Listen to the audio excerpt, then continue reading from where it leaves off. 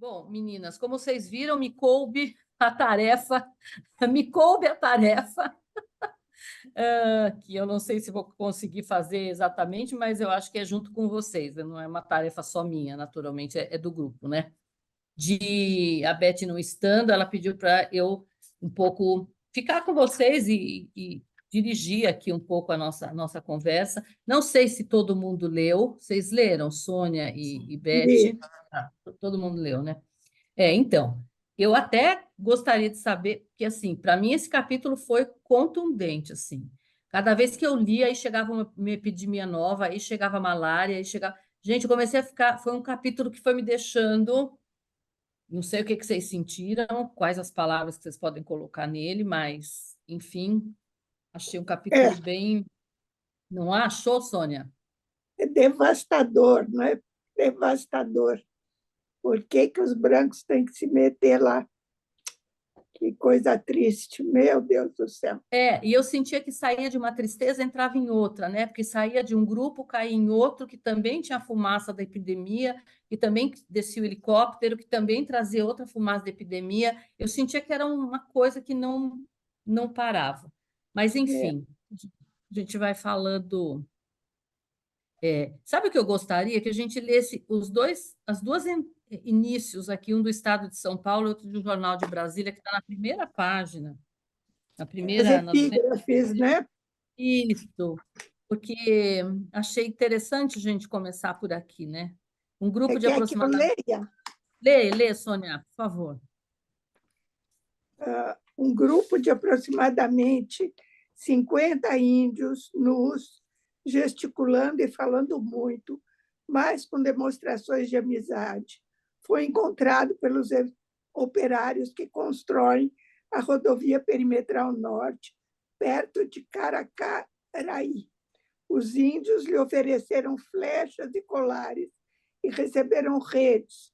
O grupo de trabalhadores foi levado ao chefe da comunidade, instalado exatamente no traçado da estrada, mas não conseguiu compreender coisa alguma do que ele lhes disse.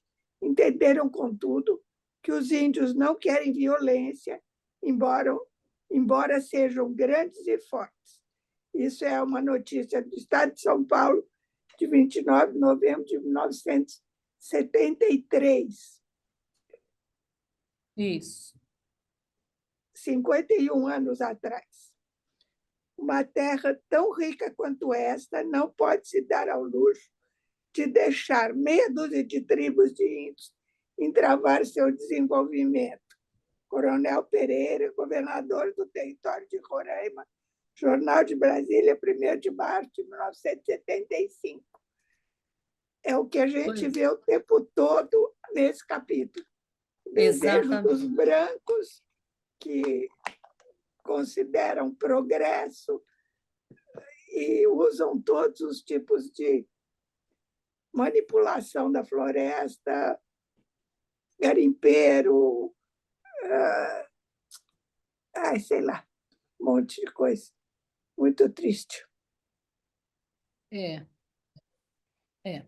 Eu acho que são esses dois inícios aqui, é o que já inicia um capítulo de muita, a meu ver, de muita tristeza, né? Você falou uma palavra aí que agora eu não lembro, mas é devastador, né? Eu acho que, para mim, essa palavra diz bem o que é esse capítulo, é devastador. E aí, o que eu fui tentar entender é o que era essa perimetral norte, afinal de contas, né? Porque eu não sei se todo mundo sabe o que é. Eu fui procurar na internet e eu acho que essa reportagem muito pequenininha aqui, pelo menos ela dá uma ideia do que é, né? Do que é esse projeto, né? Podemos passar? Todo mundo pode ver? Então, A BR-210 seria o último perímetro rodoviário a cercar o norte do Brasil. Por isso é chamada de Perimetral Norte. Muita gente que já pegou essa estrada nem imagina que ela fez parte de um projeto audacioso criado há 43 anos. Um projeto que ligaria o Amapá a outros estados da Amazônia e a Colômbia, como uma saída para o Caribe. 1943. Foi quando foi criado o Território Federal do Amapá. De lá para cá, muita coisa ficou esquecida no tempo. No meio desse monte de histórias do Amapá, o que não faltam são promessas. Uma em especial foi anunciada em 1973. Notícia num dos primeiros jornais do estado. A Perimetral Norte. Uma rodovia que ligaria o Amapá a outros estados da região norte e até a outro país. Só que essa promessa ficou na história. E olha que a notícia na época era para lá de otimista. Anunciava a construção de quase 2.500 quilômetros de uma estrada que cruzaria o Amapá, o Pará, Roraima e chegaria até a Colômbia. Perimetral Norte é o nome mais conhecido da BR-210. Ela fazia parte de um plano de integração nacional. Era um grande sonho do regime militar. Só que o projeto da rodovia passava por tribos indígenas, principalmente iguais a dessa foto. Várias tribos Uaiampi, do Pará e Amapá, segundo historiadores, foram destruídas por esse projeto audacioso, que acabou parando em 1977 e ficou perdido no tempo. No Amapá, a BR-210 tem quase 500 quilômetros. 200 não foram asfaltados e mais de 150 sequer foram abertos no meio da mata. O DENIT, o Departamento Nacional de Infraestrutura de Transportes, disse que vai fazer um levantamento para saber quanto custa terminar esse projeto no estado. A estimativa inicial é de quase R$ 1 bilhão. Após feito esse levantamento, nós vamos fazer o projeto básico, que vai ser executado pelo DENIT. Após isso aí, a gente licita o projeto básico. A empresa vencedora, ela vai fazer o projeto executivo, porque é o sistema RDC, Regime Diferenciado de Contratação. Só que esse levantamento é tão complicado e o investimento é tão alto que não dá para dizer nem em que ano esses trabalhos vão começar. No Pará também vai ser feito um levantamento econômico para saber quanto vai custar construir mais de 500 quilômetros da rodovia. Isso foi anunciado pelo governo federal, mas também não dá para saber quando essa obra vai começar por lá. Hoje, para a BR-210 sair do Amapá, atravessar a região norte e chegar até a Colômbia, teriam que ser construídos quase 2.000 quilômetros de estrada. Não dá para dizer que é pouca coisa para esse sonho antigo que entrou para a história sem virar realidade.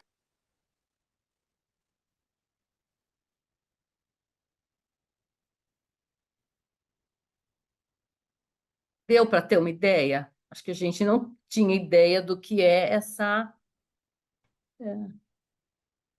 Ixi, que acontece. Neuza, se você depois puder Espera pôr aí, porque eu esse... tenho que desligar alguma coisa aqui que entrou. Espera aí. Pronto. Continuou alguma. Desculpa, fala, Sônia. depois, se você puder pôr o link dessa reportagem no grupo lá. Já coloquei. Já Tá, coloquei, já obrigada. dá para abrir pelo celular, se você precisar É, abrir, só eu clicar tive aqui. que interromper um pouco aqui, então perdi o comecinho, mas muito obrigada. Ele é bem simplesinho, ele só explica o que é a ideia da perimetral e a ideia de que, na realidade, ele falou que foi um projeto político, um projeto da época militar, né? E que, enfim, eu acho que não se considerava, em hipótese alguma, por onde ia estar passando, o que ia destruir, o que ia acontecer. Eu acho que E fica claro. essa pessoa que fala no fim da reportagem é uma coisa atual ou é daquela época? Eu acho que é daquela época, eu acho que ele é lá de Roraima, né? Alguma coisa assim. Amapá. Precisaria... Parece que a reportagem é do Amapá. A reportagem do Amapá. Eles seguem com a ideia de ligar o Amapá ao restante do norte, sequer considerando a questão também indígena. Eles citam a questão indígena, mas a ideia é seguir o projeto e progresso, né? Mas isso é atual? Essa pessoa que fala que quer continuar é uma pessoa hoje em dia? Tem que ver de que ano que é a reportagem. Não estou conseguindo ver aqui. Teria que pesquisar, Sônia, de que ano que é essa reportagem. Eu não me ative a esse detalhe. Acredito que não seja de hoje essa reportagem, assim, atual. Não sei de que ano é. Depois a gente pesquisa melhor. Depois a gente vê. Mas o fato é que é isso aí, né? A ideia aqui, eu acho que nessa página mesmo ele vai falar, né? os brancos naquela época tinham decidido abrir uma estrada em nossa terra. Né? Então, a minha pergunta é, de quem é o Brasil, né? Porque acho que as pessoas né, se dizem donos daquilo que não é, né? Porque você pega, faz um trajeto, escreve no mapa, risca tudo e passa por onde o que tiver na frente vai derrubando, né? E é um pouco o que a gente sente nesse capítulo, né? O que está na frente vai destruindo, né? Literalmente passar por cima, né? Literalmente passar por cima. Frases que a gente tem há não Ó, muito tempo. só uma continha rápida. A reportagem deve ser de 2016, porque se considerar que é um projeto de 1973 e fazem 43 anos, né? Então, a reportagem foi feita em 2016. Então, o Eu moço de achei azul que aqui, fala é dessa época, né? Você eu achou? achei o link aqui, 2016. é julho de 2016. É. Uhum. Eu peguei uma que me parecia rápida e que a gente não ia tomar muito tempo, mas até precisaria ver se existem mais recentes, né, Sônia? Se ainda se fala disso e como se fala disso hoje. Que 2016 foi antes da pandemia, inclusive, né? É 8 anos atrás. É.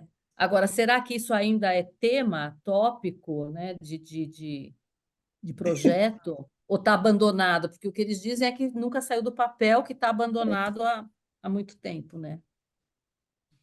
A maldade dos políticos não para nunca, né? É. O fato é que quando aí a gente tem o livro aqui, né, do Schopenhauer, ele estava falando de uma época onde isso estava chegando perto de todas essas tribos, né, chegando perto deles e trazendo muita doença, né? Michele chegou a ler, Michele e Ju? Não, não leu? Vale a pena ler, viu? Prepare-se. Porque eu acho que a gente vai sentindo eu fui sentindo um aperto no coração, né? Porque fazendo um resumo rápido, né? Ele vai falando daquele Chico, lembra de um antigo missionário que ele já tinha citado lá atrás, né? E que que aparece no pedaço de novo e que vem ali para que o Só que eu Schopenhauer ajude.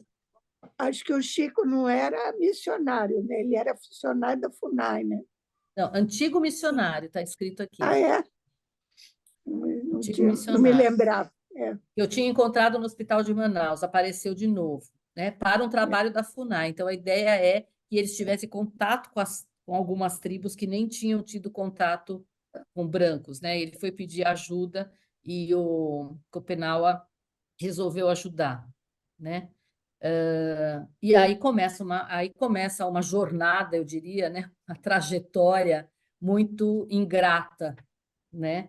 Porque eles vão até uma das comunidades lá, encontram pessoas, né, que tinham sido vítimas da epidemia, né, muitas pessoas que morreram, né, e ele fala, quando entramos na casa, todos estavam atormentados pelo luto e ainda em prantos.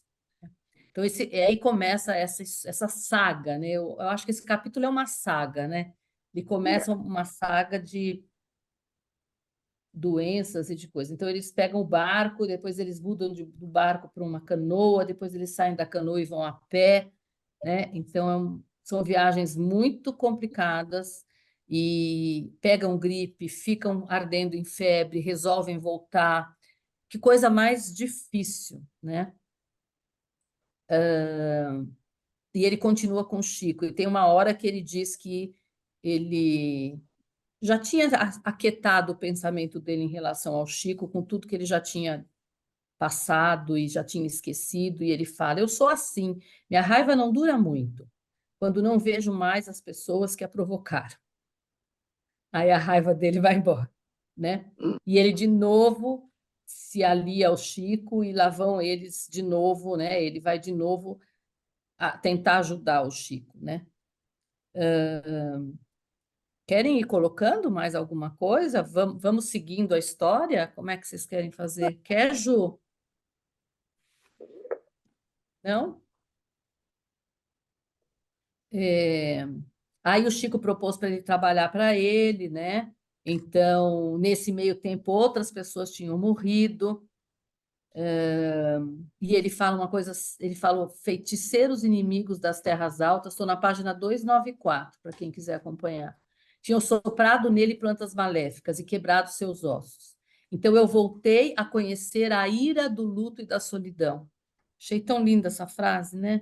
Voltei a conhecer a raiva da solidão e do luto. Por isso fui embora com o Chico. Então, lavar ele de novo, passar por cima de tudo e tentar ajudar o pessoal da FUNAI e o Chico, né? E aí ele resolveu, precisava de dinheiro, daquelas peles de papel velho que chamam de dinheiro, achei ótimo. Então o Chico arrumou um emprego para ele. E aí vocês veem como ele relata, né, que de manhã ele tinha que encher balde de água numa fonte, depois ir vender o balde de água na vizinhança. Página 295. À tarde, lavava piscinas em casas grandes. E esse foi o serviço que o Copenhague foi fazendo. Foi trabalhando para poder ganhar um pouco de dinheiro, para poder viver na terra onde dinheiro fazia diferença, né? Peles de papel velho. Quantas peles de papel velho a gente tem na carteira? Peles de papel velho é ótimo.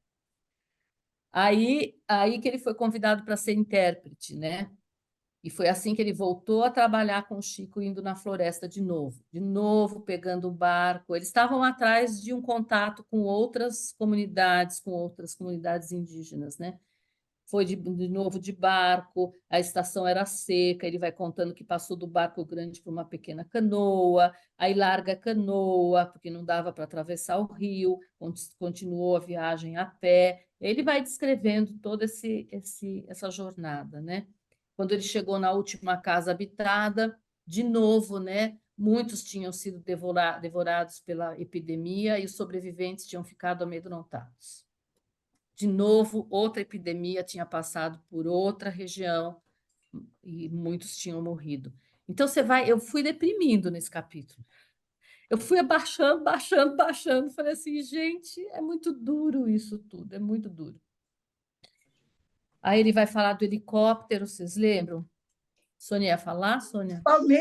Principalmente porque a gente não vê nenhuma vantagem para os indígenas no contato com os brancos. Eles só perdem, eles não ganham nada. E os brancos perdem também, que com a destruição da floresta nós estamos vendo o que está acontecendo. Né? É uma troca de perde-perde. É uma troca desleal, né? Eu chamaria, acho que é uma troca desleal, né? Que todo mundo perde, parece. Uhum. Não tem troca, né? Tem uma imposição de situações que eles não têm escolha. Porque, como o Davi fala, sequer eles levam uma palavra, eles falam o que vai acontecer, eles questionam qualquer coisa junto com o pessoal que mora nesse espaço que eles estão devastando, né? Não me soa uma troca, mas uma ocupação. E eles, sem entender nada, vão perdendo, vão morrendo. Às vezes ainda tem uma necessidade, então vamos aproximar, porque tem uma troca de material que eles precisam. Quem sabe a colheita fica melhor, será que pescar fica melhor? E na ingenuidade dessa aproximação, as epidemias acontecem, as mortes acontecem. E eles seguem sem compreender o que está acontecendo, né? Ele usa mais adiante a expressão, é uma relação sogro-genro, que uma das notas explica, né, que essa é uma relação de poder que o sogro tem sobre o genro. Então, os brancos têm uma relação de sogro-genro com os índios.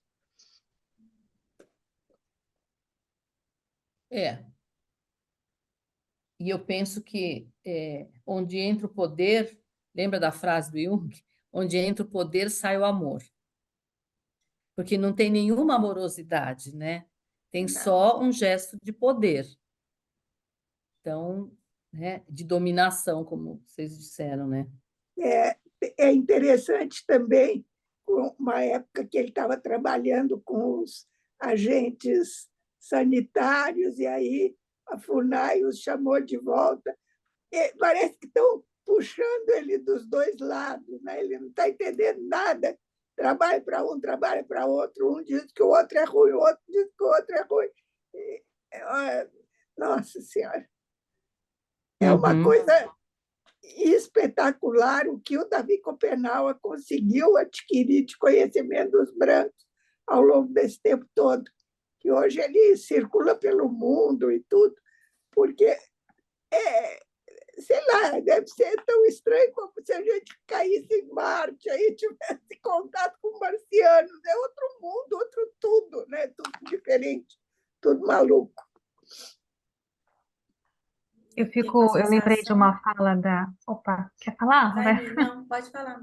Eu lembrei de uma fala da Beth já tem tempo, que ela trouxe, você falou da ingenuidade, da população indígena e do reconhecimento dessa ingenuidade para poder sentir a raiva, né? Eu lembro que eu até anotei aqui o reconhecimento do sentimento de raiva, né, para poder sair dessa ingenuidade e reconhecendo essa ferida. Eu fico pensando, né, hoje nos movimentos, né, e como é que vai ser essa imposição? Porque ela vinha através de um mecanismo, né, do branco. E agora, né, que essa ingenuidade, ela vai cedendo um espaço, né, para entender essa relação, me parece que essa relação vai vir com mais violência, né? E aí que a gente sente mais esse temor, esse desespero, porque ela tinha uma configuração. E a partir do momento, né, que as pessoas, não, isso aqui está acabando com a gente, isso está acabando com o mundo, né? Como é que a gente vai fazer? Eles não foram para uma força bélica, eles estão ganhando voz, escrevendo, né? Estão falando para o mundo. E eu fico pensando como é que vai ser a resposta disso, com cada vez mais agressividade.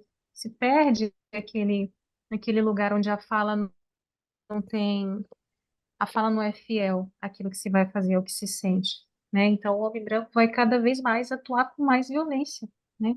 E aí eu acho que é nesse lugar que eu sinto, assim, né? Esse medo, né? Esse pavor de como é que vai ser daqui para frente, né?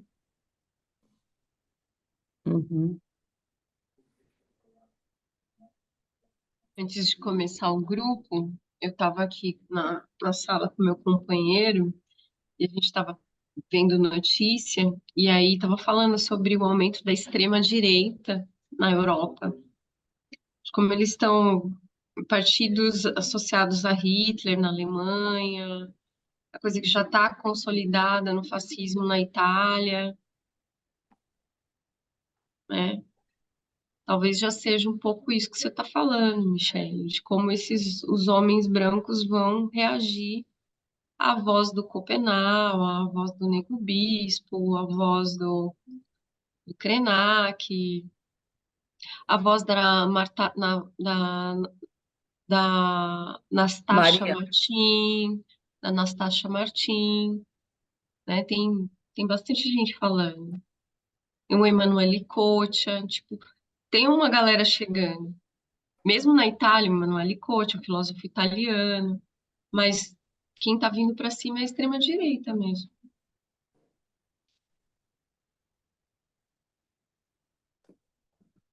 É interessante porque também tem alguma coisa no europeu que eles ainda não realizaram, assim, eles não realizaram a história do que aconteceu. Eles comemoram ainda as embarcações, eles comemoram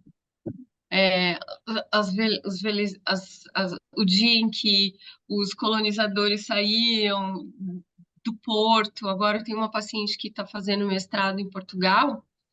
Hoje tem uma comemoração do dia em que as caravelas saíam. E aí a gente, Descobrimentos, né? Os descobrimentos, né, Ju? Que não são descobrimentos, né?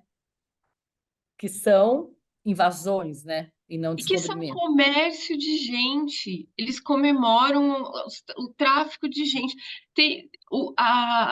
Não sei se vocês viram também, que tem uma, uma pesquisa que eles desenvolveram que durante o tráfico negreiro, dos navios negreiros, os tubarões mudavam de rota, porque jogavam tantos corpos no mar que os tubarões faziam hordas atrás, não sei se é isso que chama hordas, mas eles iam atrás dos. Então eles mudavam as rotas, porque ali eles tinham comida garantida. Nossa. E eles comemoram que eles faziam isso. Então, acho que, Michele, acho que é um pouco isso que o homem branco vai fazer com a voz do Copenau. É. E como é um jeito de olhar, né? Não sei, uma vez eu estava passando por uma experiência que, uma outra cultura, e aí eu pensei assim, puxa, mas você não tem medo de deixar sua porta aberta, de ficar.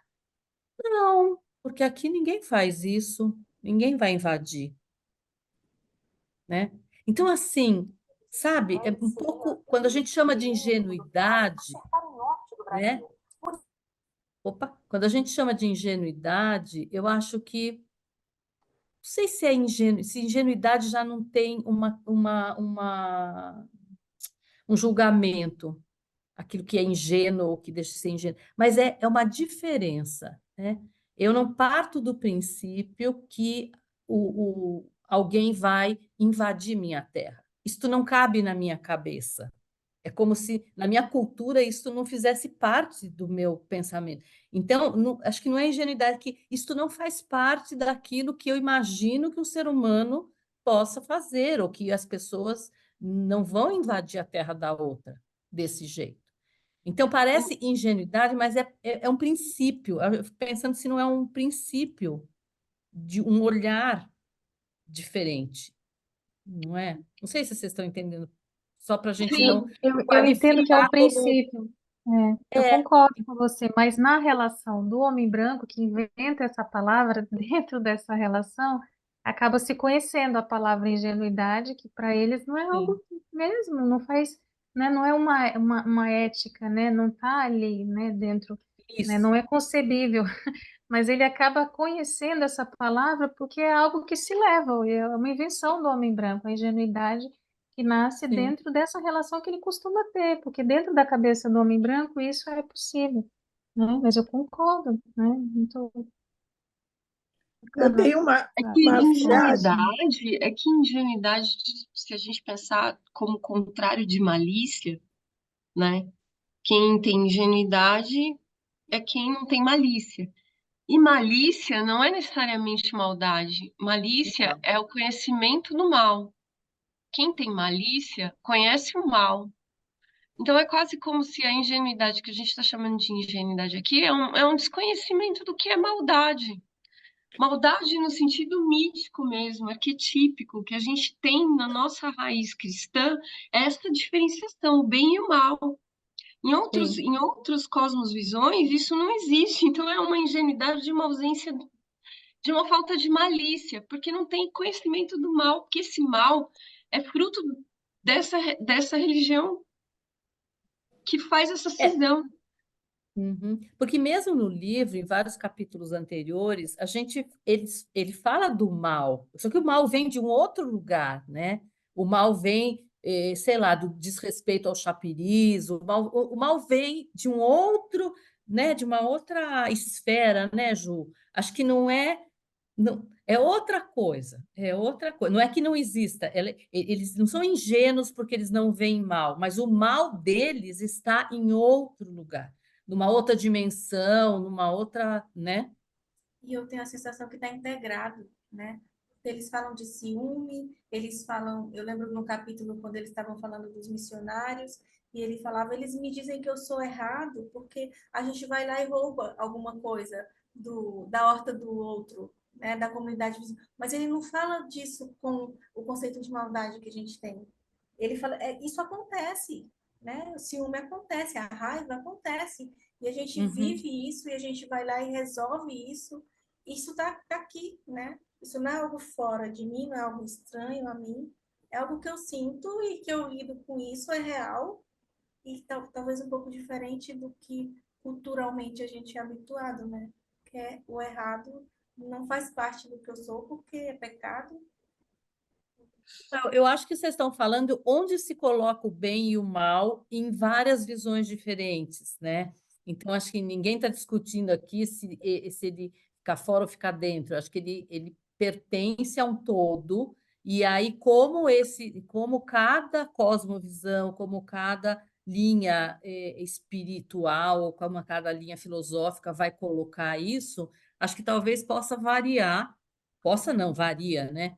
De um para o outro, né? Mas certamente a gente está falando de duas polaridades, já que a gente está falando junguianamente, né? De dois polos e como que a gente vai administrar esses polos. Ele mesmo aqui, na hora que ele começa a falar do ciúme, lembra que o cara, o Chico, pegou lá fez uma das moças lá, uma jovem. Oh, desculpa, Sônia, Não, perdão. é isso mesmo, é isso. Né? Ele fez uma das jovens lá do grupo, né? Do Weriri Bom, gente, desculpa, tá? Os nomes não são muito bem. Ele fez a mulher e depois ele começa a ter um ciúme do Copenaua, porque o Copenaua estava conversando com a mulher. Então aí você começa a ver, né? E ele enxotou o Copenaua do posto, disse: "Não quero mais ver você aqui, vai embora para sua casa". E o Copenaua é aquela história, como que é esse julgamento, como que são as coisas tortas, né? Porque essa visão do mal ou do negativo ou da má intenção foi colocada do Chico para ele, mas ele não. Então, a coisa fica muito... E ele ficou muito sentido, né? Ele falou que daí ele resolveu ir falar com o pessoal da FUNAI e daí o tal do Porfírio lá, do delegado, separou os dois num determinado momento, até o momento que eles vão se encontrar de novo depois, né? É complicado esta convivência de valores diferentes e opostos, né? E talvez Bastante. a gente possa pensar que ingenuidade foi o nome que a gente deu, né? Que eu dei, a Michelle concordou, mas assim, eu não sei se cabe na realidade que eles viviam. Sou eu olhando daqui e vendo o movimento deles em relação à invasão que estava acontecendo, e eu chamei isso de ingenuidade pela sensação de as coisas estão acontecendo, coisas muito sérias, muitas mortes, né? Muita gente perdendo casa, comunidade desaparecendo, e a sensação de que eles não estavam ainda entendendo o que estava acontecendo. Eu chamei isso de ingenuidade, mas na verdade, não sei se cabe ali, se era isso de fato, né?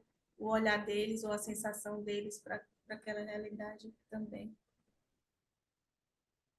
Eu não sei vocês, mas cada vez que eu leio um pouco mais desse livro, eu fico achando que menos eu tenho que julgar, ou menos eu entendo, porque são tantas visões diferentes, né? E não sei se também na minha profissão, né? Mais de 45 anos de profissão, né? Quase 70 anos de vida, né? A gente vai vendo que cada vez a gente sabe menos, né? E cada vez a gente tem que julgar menos e entender que eu acho que isso aqui é um. O Gambini falou, né? Se vocês querem uma Bíblia do Brasil, leiam A Queda do Céu, né? Porque é o momento em que você tem que refazer os seus valores, rever as suas visões, né? E, e eu acho que para mim esse livro está servindo para isso. Não sei para vocês como é que é, mas a gente diminui muito o ego, né? Fica com o eguinho bem pequenininho, né? Diminui um pouco toda essa coisa, esse julgamento, enfim, né? E eu acho que talvez isso seja até mais forte para nós que moramos aqui no Sul, né? Porque é incrível como, sei lá, eu passei a minha vida inteira aí sem praticamente conviver com nenhum indígena, sem conhecer nada. E a gente vive num país que tem milhares de línguas, né? Mesmo o Copenau fala, né, que tinha várias línguas que ele não entendia, não falava. Né? Então, Como é que a gente pode viver tanto tempo tão alienado? Nossa Senhora.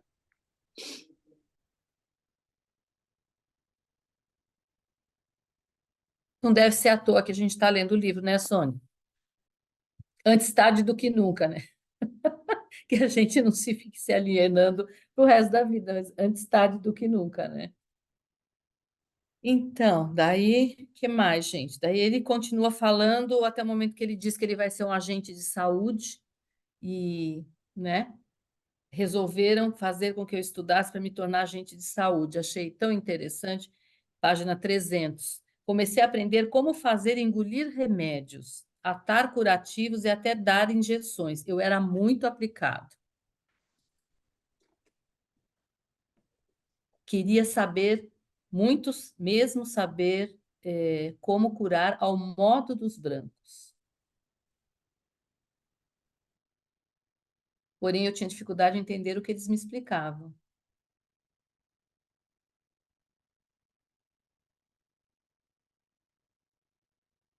Nesse Eu era um ponto, desculpe, nesse ponto ele explica que, enfim, essa profissão não foi à frente porque ele entendia português, mas não sabia ler, né? Então não conseguia ler as bulas de remédio.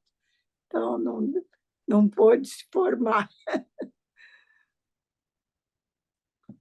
Mas ele sofria, né? Eu sinto que tem um grau de sofrimento no sentido de ele se esforçou, mas tinha certo distanciamento do que ele fala aqui, né? Decidi voltar a viver em paz entre os meus, né? Como antes. Então, assim, ele tentou aprender, mas ele viu quanto ele se distanciou da origem dele, né? Da floresta propriamente dita, e tinha que voltar. São conhecimentos tão diferentes, né, gente? Lembra aqueles filmes que cai o avião? Eu não lembro que filme que era, mas cai o avião, o cara fica na floresta e aí ele tem que sobreviver e tudo que ele sabia, tudo que ele conhecia na civilização, vamos dizer assim, ou na civilização dele, né, não servia de nada para dentro da floresta, né? Porque o conhecimento que a gente tem aqui não é o mesmo conhecimento que se tem lá, e a sabedoria é imensa, né? Eles sabem ouvir os bichos, sentir os cheiros, né? Sentir a chuva, falar com as árvores, né? Como a gente está distante disso, né? Como a gente desenvolveu outras coisas.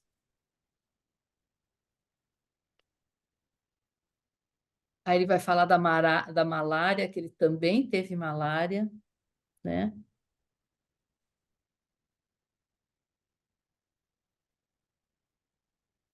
As doenças que ele relata, né, são malária, Malária, sarampo gripe, malária, e sarampo, né? sarampo. As várias epidemias são principalmente essas, né?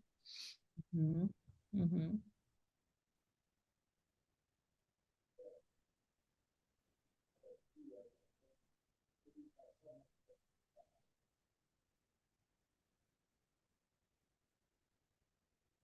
O que mais? E que vocês assinalaram como importante também. Aí ele fala do pessoal da malária, né? Que ele voltou de novo para a FUNAI.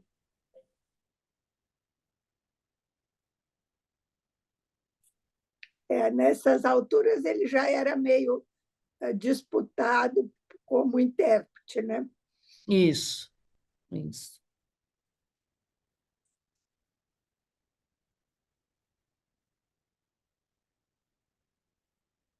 É, é interessante a maneira como ele diz que os brancos arrancavam a floresta do chão, ou melhor, arrancavam o chão da floresta com suas máquinas gigantes para abrir a estrada.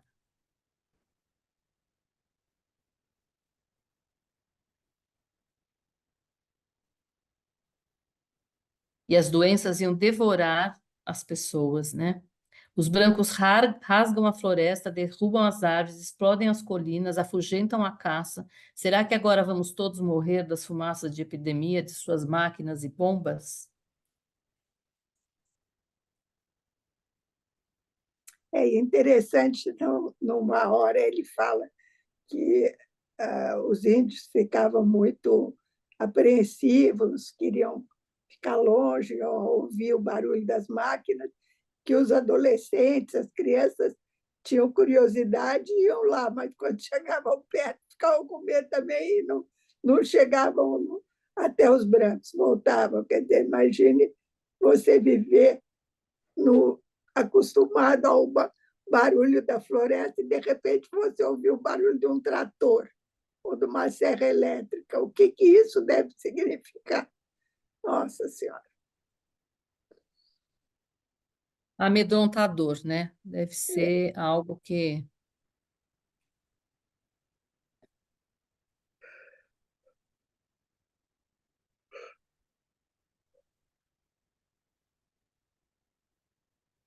Então, aí ele fala, né, na 306, eu tinha ouvido gente da FUNAI contar que para abrir o trecho que liga Manaus a Boa Vista, os soldados tinham atirado nos Vaimiri, Atroari e jogado bombas em sua floresta. Eles eram guerreiros valiosos, não queriam que a estrada atravessasse suas terras.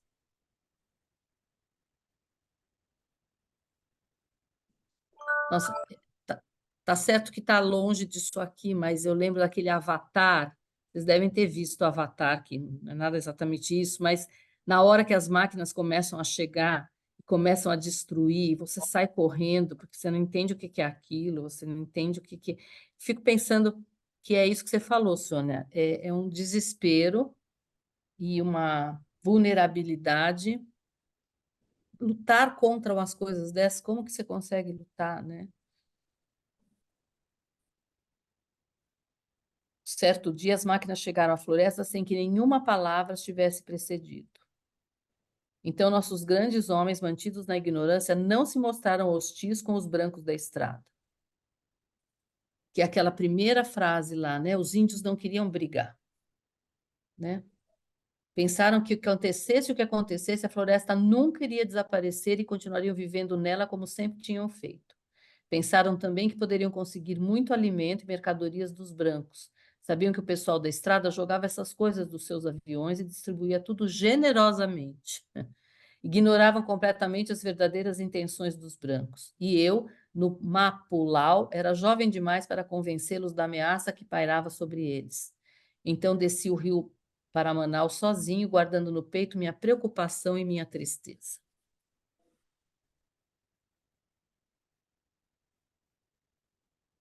E Parece já uma continuo. consciência diferenciada da comunidade até que ele estava, né? Como que tão jovem ele já tinha... não era um pressentimento porque a realidade estava ali, né? As coisas já estavam acontecendo. Ele entendia que as coisas já estavam acontecendo. Ele já tinha presenciado, né? Sim. Ele e a comunidade, né? Porque muita coisa já havia se perdido.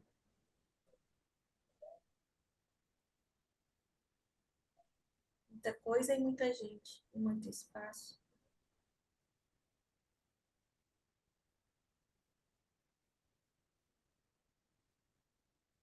Esse capítulo realmente me deixa com um nó na garganta, que dá a impressão de que a coisa vai tomando um vulto, tomando um vulto, tomando um vulto, né? Graças a Deus, hoje a gente está vendo muitos movimentos que estão tendo sua voz, muito devagarinho, né, Ju? A Ju, eu sempre olho para ela e acho que ela tem um rosto preocupado, né? De que mesmo esses movimentos acontecendo, ainda tem muito caminho, muita estrada para percorrer, né? Eu tenho raiva, Nilson. Raiva da fala, raiva do... Muita Ah, raiva. raiva. Muita raiva. Eu fico com raiva, eu não consigo não julgar. Eu vou para cima mesmo, eu fico aqui dentro me remoendo, sentindo o ódio dessas máquinas, eu não fico triste. Essa cara que você tá vendo Não é é de tristeza. nossa, eu fervo de raiva porque Não é possível, não é possível que isso se dê, é indignada mesmo, nesse lugar. Eu fico tomada nesse livro, queimando. Mas eu acho que é super importante a gente falar e por isso que eu falei, acho que esse capítulo, quando eu li, e a Beth falou, você discute, eu falei, gente, mas eu vou discutir emoção, eu vou discutir emoção, eu vou discutir não, né? Eu vou perguntar como que as pessoas se sentiram lendo isso aqui, que tá certo que a gente já leu outros capítulos diferentes, mas não sei, esse foi me dando uma coisa que eu acho que você tem razão, Ju. Eu acho que é tristeza misturada com raiva, sabe? Com como que podem fazer isso, como que coisa. Eu que trabalho com violência, para mim isso aqui é o protótipo da violência, entendeu? Se existe violência que tá do começo ao fim do capítulo, né? Do começo ao fim do capítulo. E Então, a violência, ela é esse lugar que tira tudo e põe tudo no capital, né? Violência é tipo, por exemplo, ela fica sutil em todos os lugares. E à medida que você vai lendo e vai entrando em contato, e vai vendo esses movimentos que vão dando letramento, esse livro dá letramento, o feminismo dá letramento. Você começa a perceber a violência naquele momento em que você tá para parir. Foi o que aconteceu no meu trabalho de parto. Eu estava para parir, eu cheguei no hospital com a barriga segurando a barriga. O cara virou para mim e falou: senta na cadeira de roda. Não, eu não quero sentar, eu quero ficar de pé. Não, você precisa sentar porque é o protocolo. Uma mulher senta na cadeira de roda, depois ela deita na maca, como é que ela vai parir? Meu filho não desceu, ele não desceu. Eu fiquei horas em trabalho de parto deitada numa maca.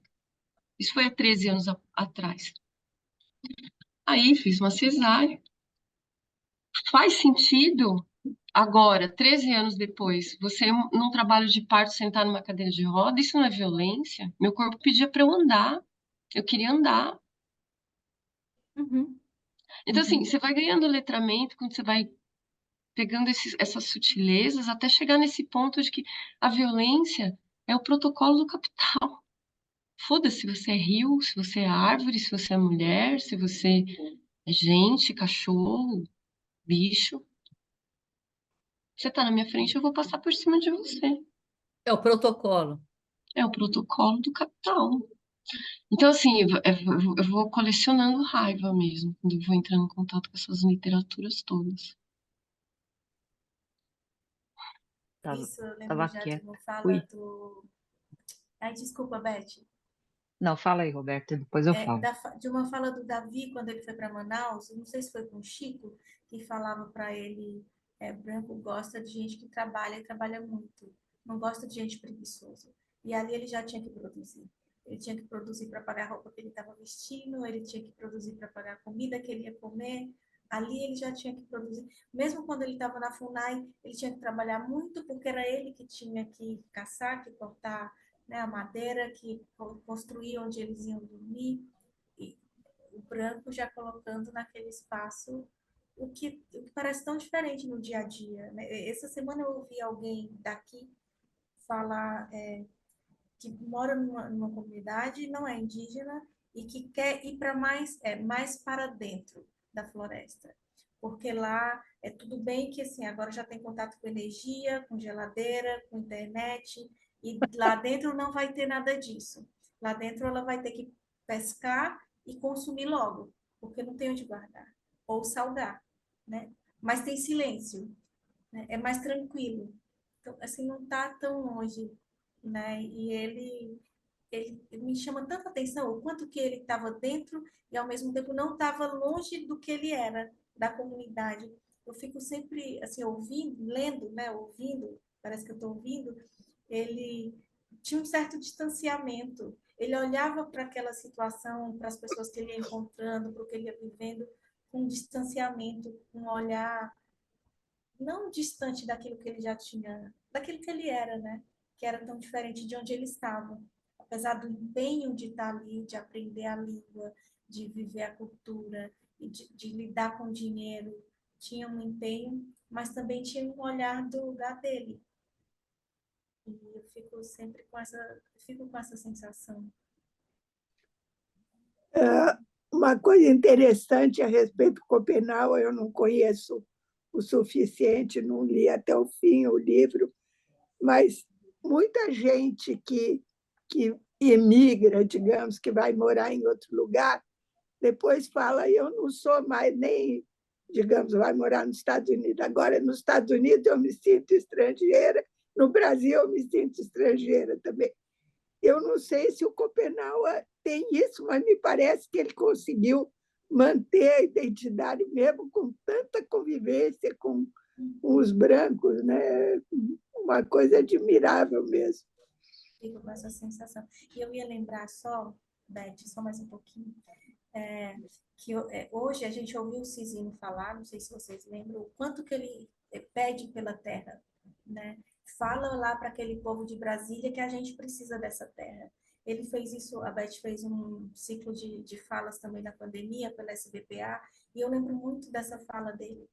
E agora no encontro com a gente, ele também pedia a mesma coisa, né, por esse espaço. Hoje a gente não tem mais tanta construção de estrada, mas a gente tem a invasão dessas terras por pasto. Aqui tem muito, né, se desmata muito, por conta de pasto e construção e plantação de soja. Mudou o produto, mas a ação não é diferente.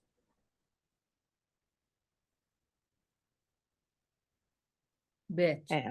Acho que era um pouco sobre as coisas que a Sônia acabou trazendo agora, e isso que a Roberta também falou. Bom, um pouco do que todo mundo falou aqui, né? A Michelle, a Ju, você também, Neuza, mas é assim, eu fiquei escutando mais vocês hoje, até agora, e eu não sei, acho que independe do nome que a gente dá para isso, se é cristianismo, se é capitalismo, se é feminismo, machismo, né? Seja lá o ismo que for, eu acho que se trata, assim, de uma questão de poder, né? E aí, pegando esse gancho da Sônia sobre a questão migratória, eu fiquei pensando desse lugar, não de imigrante, mas de descendente de imigrantes, né? De uma cultura que é totalmente diferente. E uma coisa, assim, como é que posso dizer? Culturas europeus que vieram aqui depois do descobrimento, vamos dizer assim, as pessoas que vieram no pós-guerra, mas vindas da Europa e tal, tem uma coisa muito diferente, né, dos meus ancestrais que vieram também um pouco nesse período entre guerras, né, que vem de uma cultura totalmente diferente, mas que não sei, não sei se a minha fala é um pouco também para a Ju, porque ela fala sobre essa questão também da violência e um monte de coisas, e eu fiquei pensando no quanto essa violência às vezes é muito sutil, porque assim, bom, hoje eu estou com 63 anos de idade, a minha cabeça é outra quando eu tinha 13 ou 23 anos, né? E eu estou marcando justamente esse período que foi um período de muito conflito para mim, né? Começou antes, mas eu acho que, né, esse período aí de 10 anos entre 13 e 23 tem uma coisa assim muito interessante porque eu odiava ser japonesa, né? Ou que me chamassem assim, porque eu não era. Eu cresci no meio da ditadura militar, né? Estudei sempre em escolas fala, escolas públicas, né? E o que a gente aprendia era amar a pátria, cantar o hino nacional, Brasil ame ou deixe, né? E isso ficou incrustado de alguma maneira e que entrou em choque com uma fala do meu pai quando eu tinha uns 6 ou 7 anos de idade, que eu perguntei algo que eu nem lembro mais, mas que a resposta dele para mim foi porque a gente é japonês, e eu fiquei, hã? Como assim? O que que eu sou, né? E eu cresci com essa raiva e com essa necessidade de ser algo que eu não era. Que eu queria ser talvez o quê, né? Eu não tinha essa consciência, mas eu acho que eu queria ser branca, né? Queria me sentir pertencente a algo que eu gostasse, porque de algum modo, eu não sei como isso chegou com essa cara, mas ser japonês era uma coisa ruim para mim, né? Por causa justamente, talvez, do que está na cara, né? As pessoas olhavam para mim, eu lembro que também nessa fase de 6, 7 anos de idade, quando eu estava já na escola, e tinha uma coleguinha que me perguntou assim, como é que você come? O que que você come em casa, né? Você come com pauzinho? como é que é e tal. E eu fiquei com raiva dela, da menina. Eu falava, não, eu como arroz, feijão, bife, salada, como todo mundo, ou como de garfo e faca, né? E fiquei brava com a menina, né? Então, eu acho que assim, isso também passa talvez por algum nível de violência no sentido de que a gente se viola querendo se encaixar num buraco, num espaço que talvez não seja exatamente o nosso, né? E essas coisas só foram tendo mais sentido para mim com estudo também, né? E assim, uma das últimas coisas que eu fiz em termos de formação aí, né, foi uma especialização em saúde mental, interculturalidade e imigração, e que ali a gente estudou algumas coisas sobre o processo de aculturação, né? E ele não é, esse processo não é só próprio do indivíduo que imigra, mas isso vai repercutindo também nos seus descendentes. O processo de aculturação, ele vai continuando. Então, ou seja, eu também estou nesse processo ainda, né? Meus descendentes também, de alguma forma, sim, né? E eu acho muito legal que quando eu estou lendo aqui com vocês, tem momentos em que eu me sinto um pouco no misto de tudo que vocês, né, falaram em termos emocionais, mas tem uma parte de mim que se sente assim aliviada no sentido de que eu estou indo para casa. Isso aqui para mim é familiar, tem algumas coisas que eu reconheço, não com a mesma cara exata, idêntica, né? Mas tem muitas coisas que eu acho que são muito legais aqui, nesse sentido de que, olha só, né? É diferente, mas não é diferente, sabe? Sei lá, né? Eu não sei finalizar agora essa minha fala, não sei como é que eu posso fechar isso, mas sei lá, acho que eu vou ficar por aqui, que acho que era isso que eu queria compartilhar com vocês. É diferente, mas é familiar, né? Exatamente. Legal, Beth, porque aqui ele tenta várias vezes se encaixar na história do branco, né? Seja pelo dinheiro, ele tenta, ele tenta. E eu acho que exatamente porque ele tentou várias vezes, é que ele foi vendo essa tentativa que foi trazendo para ele exatamente o que vocês falaram, ele tenta, mas ele não sai das próprias raízes. Mas foi nessa tentativa que ele começou a dar, que ele reforçou a importância daquilo que ele é mesmo, das raízes dele, porque aí eu acho que quando você vê a diferença, né, você pode fazer uma escolha talvez mais, acho que mais de alma, né? Porque dá a impressão que Sim, ele vai reforçando a alma, né, ele Júdice? vai individuando, ele vai individuando. O Davi Copenau é um exemplo de um ser individuante, né? Ele só foi se tornando diferente, diferente, diferente e retornando ao que ele já era. Dá E para eu, ver, esse texto é um exemplo, né? Por isso que fui ler Memórias, Sonhos e Reflexões, eles estão juntos ali, individuando. sim, mas também tem, eu acho que assim, eu ouso, né, não conheço também ele pessoalmente, mas eu ouso dizer assim que ao mesmo tempo que ele volta às suas raízes, ele não é mais o mesmo, né? Ele não é, entre aspas, puro, no sentido de que o contato que ele fez fora, né, das suas raízes originais, eu acho que acrescentaram muito para ele, para reforçar aquilo que ele tinha enquanto valores. Eu acho que é isso, né? E no fundo, Beth, é isso que é individual.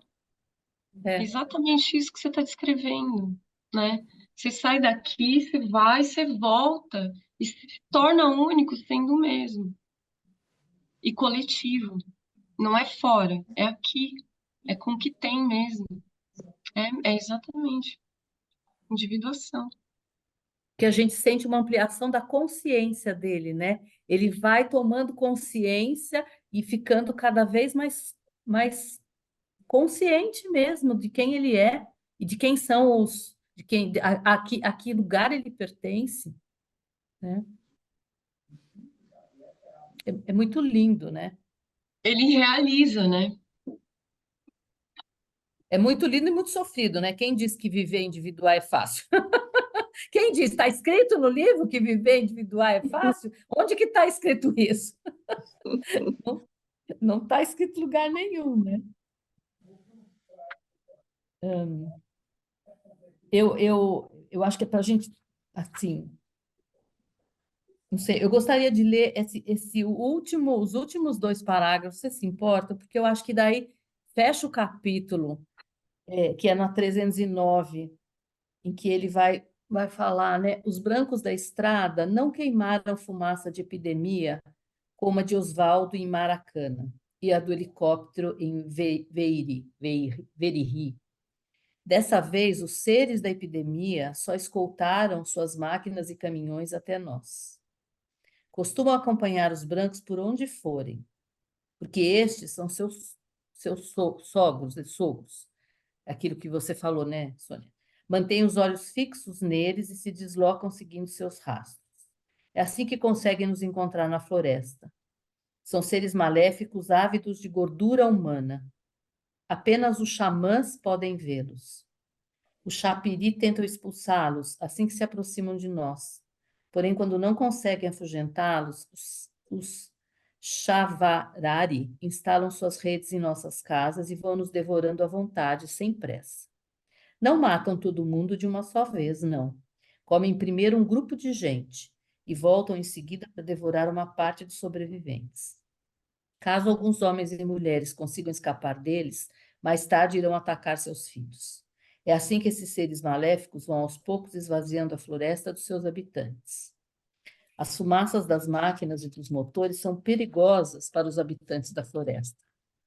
Trata-se também de fumaça de metal, fumaça de epidemia. Jamais tínhamos cheirado tal coisa antes da chegada dos brancos. Nós somos outros, acho isso lindo. Nossa carne não tem marcas de vacina e não temos remédio contra as epidemias Chauara. Nossos antigos sempre foram protegidos das doenças pelo frescor da floresta. Somos de outro sangue. Nunca vivemos, como os brancos, em terras ardentes e sem árvores, percorridas por máquinas em todo lugar. No primeiro tempo, nossos maiores viviam sozinhos na floresta, longe das mercadorias e dos motores. Essas fumaças de epidemia têm um cheiro ruim que cortou o sopro de vida deles. Desde que as respiraram, morreram todos, uns após os outros. E ainda hoje, agentes das terras altas continuam morrendo disso. Eu gostaria de ter dito aos brancos, já na época da estrada, 2 pontos, não voltem à nossa floresta. Suas epidemias Chauara já devoraram aqui o suficiente de nossos pais e avós. Não queremos sentir tamanha tristeza de novo. Abram os caminhos para seus caminhões longe da nossa terra. Mas não ousei me dirigir a eles. Eu ainda era jovem demais e tinha pouco conhecimento. Não sabia o que é defender a floresta. Não sabia como fazer ouvir minha voz nas cidades. Foi apenas mais tarde, depois de a estrada ter rasgado a floresta, que comecei a pensar com mais firmeza. Comecei a sonhar cada vez mais com a floresta que Omama criou para nós. E pouco a pouco suas palavras aumentaram e se fortaleceram dentro de mim.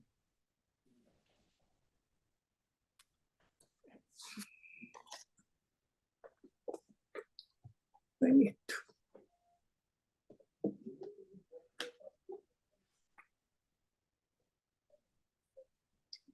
Eu não sei, viu, Ju, se eu sinto tristeza, raiva ou se eu sinto muita emoção. Eu leio isso, a emoção sobe na minha, sabe? Acho que é emoção, pode ser que a emoção defina melhor o sentimento do que uma coisa ou outra, mas sem dúvida me emociona essas palavras, né? Não sei como é que é para vocês, mas Com certeza. Afeta, né? É carregado de afeto. Se você se põe a ler de forma inteira, você não tem como passar impune esse livro, ele te afeta.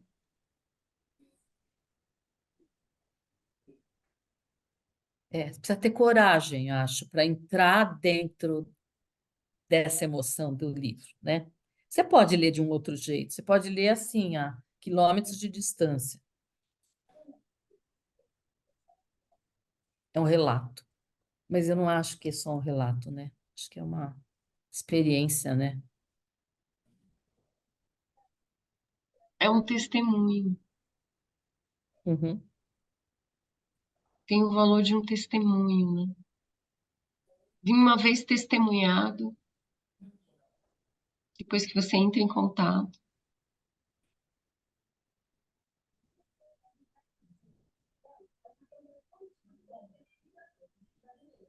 Interessante, né? Porque testemunho é bonita essa palavra, né, Ju? Testemunho é algo que vem tão de dentro que você não tem como contra-argumentar, né?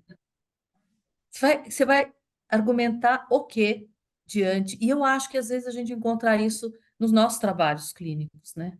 Nosso trabalho é observar o testemunho do outro, não é? Porque não tem como argumentar. Para ele é aquilo, ele está vivendo aquilo, ele está sentindo aquilo, é aquilo que é a realidade dele, né? E a gente às vezes tem que testemunhar. Eu gosto muito do Sandplay, né? Porque no Sandplay que eu faço há tanto tempo, Beth conhece bem isso também, né?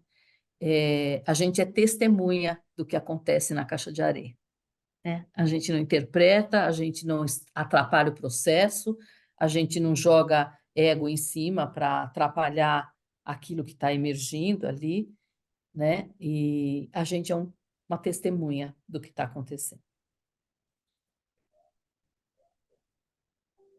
né?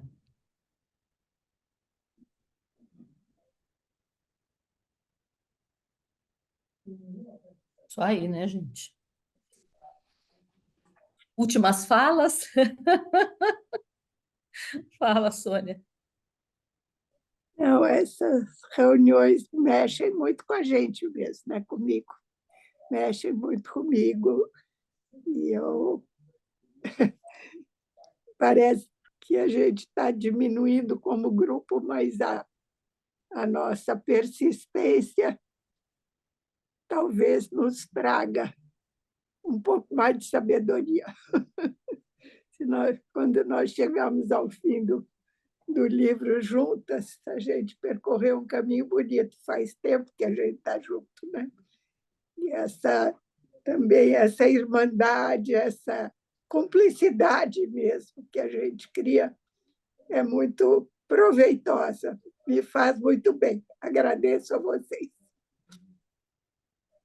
A gente agradece a todos e aqueles convidados que vêm, né? Eu ganho muito quando eu escuto todos aqueles convidados. Não tive a oportunidade de conhecer todos, mas os que eu ouvi, eu sempre gostei demais, né?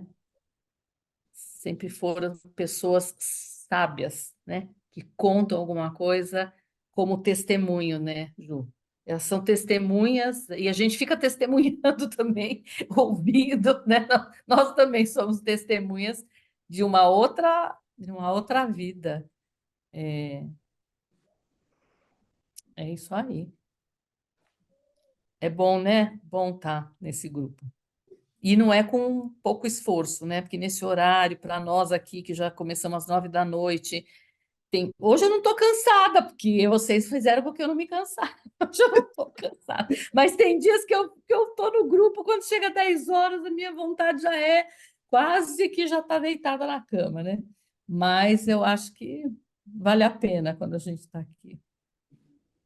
Isso aí. Vamos encerrar, então? Acho que sim. Alguém quer falar mais alguma coisa? Não? Vamos descansar com a emoção?